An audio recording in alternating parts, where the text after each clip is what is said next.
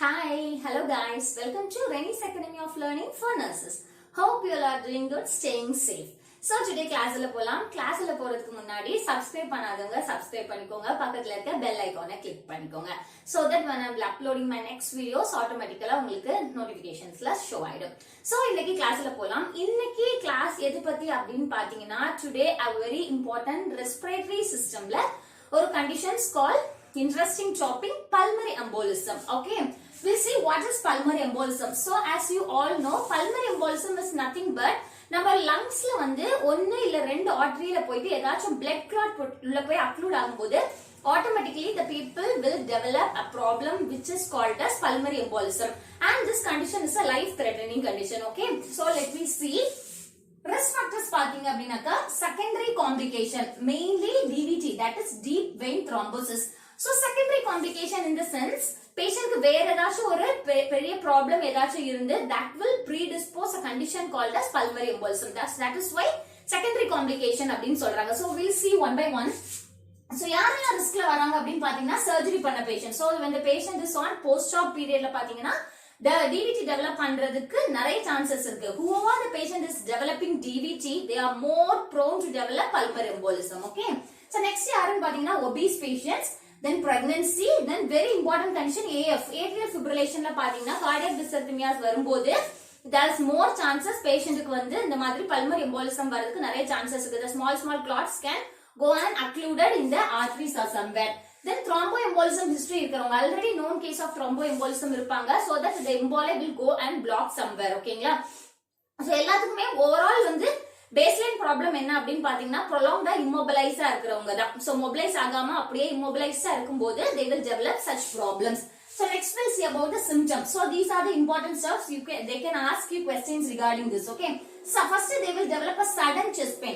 Chest pain அப்படி என்னன்னு பாத்தீங்கன்னா ரொம்ப stabbing இருக்கும், ரொம்ப severe ஆன sudden chest pain they will develop. Along with the chest pain they will develop dyspnea, that is difficult breathing வந்து develop பண்ணுவாங்க.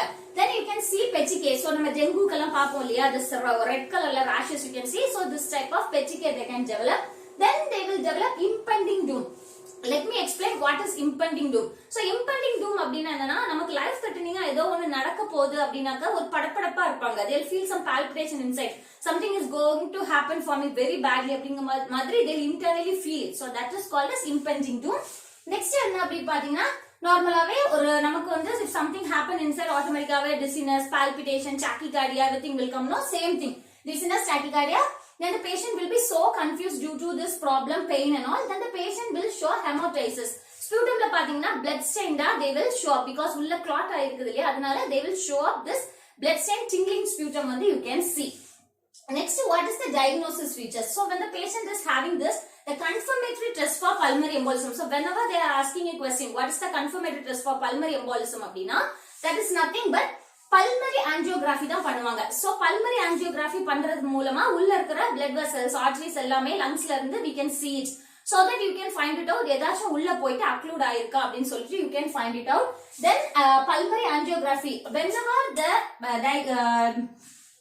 question is like graphy treatmentல வந்து interventionல வந்து எப்படி வந்து கண்டுபிடிக்கலாம் அப்படினு graphy அப்படிங்கற word வந்தாலே you have some pre-op and post-op things like இப்போ வந்து graphy pulmonary angiography பண்றாங்க, so it is clearly given graphy. So graphy in the sense what they will do, they will give some contrast inside and they will find it out this. Okay, so angio nale blood vessels, so blood vessels they are giving some contrast and finding out. So contrast குடுக்குறாங்க அப்படினா pre procedure என்ன பண்ணனும் அப்படிங்கற மாதிரி இம்பார்ட்டன்ட்டா questions கேட்பாங்க. So three things will come. First consent வாங்கணும், then always you have to go for your iodine sensitivity, then renal parameters கண்டிப்பா பார்க்கணும். Then post procedure is nothing but you have to give them more fluids. ஏனா contrast கொடுத்திருக்கோம் இல்லையா, so nephrotoxicity வராம இருக்குிறதுக்காக you can administer them more fluids. either orally எடுக்கறாங்கன்னா orally you can give, or else you can start on IV fluids. So that is a pre and post procedure things for this pulmonary angiography.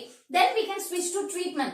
So priority treatment enna paatha, this is very important, head and elevation. So 30 to 45 degree la you have to elevate the head immediately.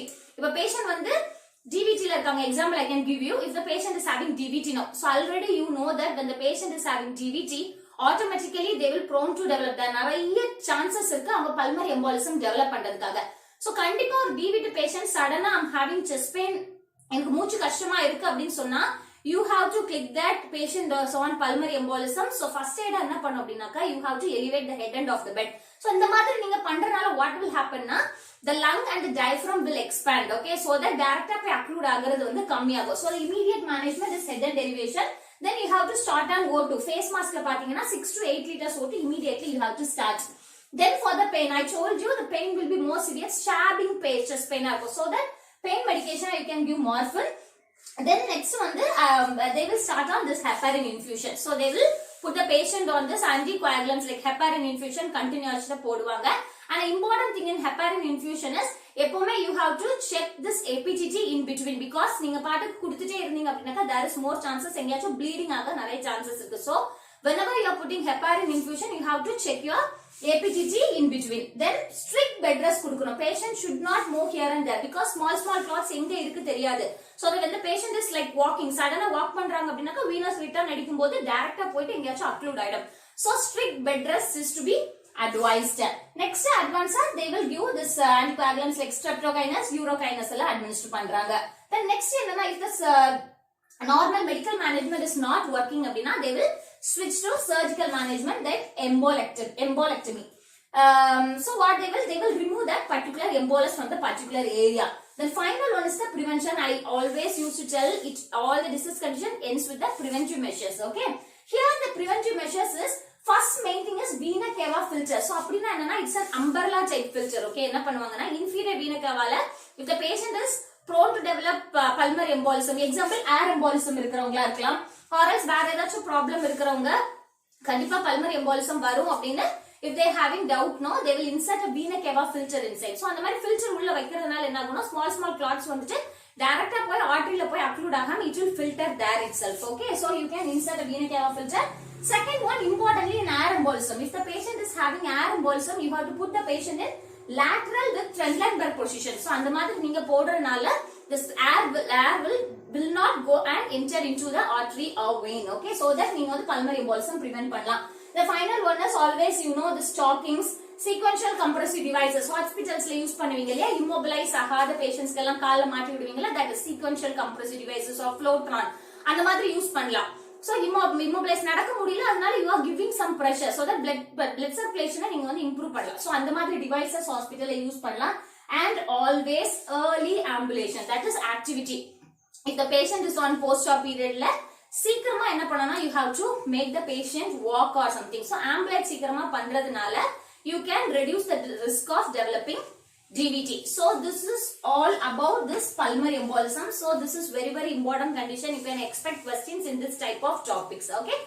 Hope you understand very well, and thank you so much, and I will see you soon in my next upcoming videos. Thank you so much. Thank you.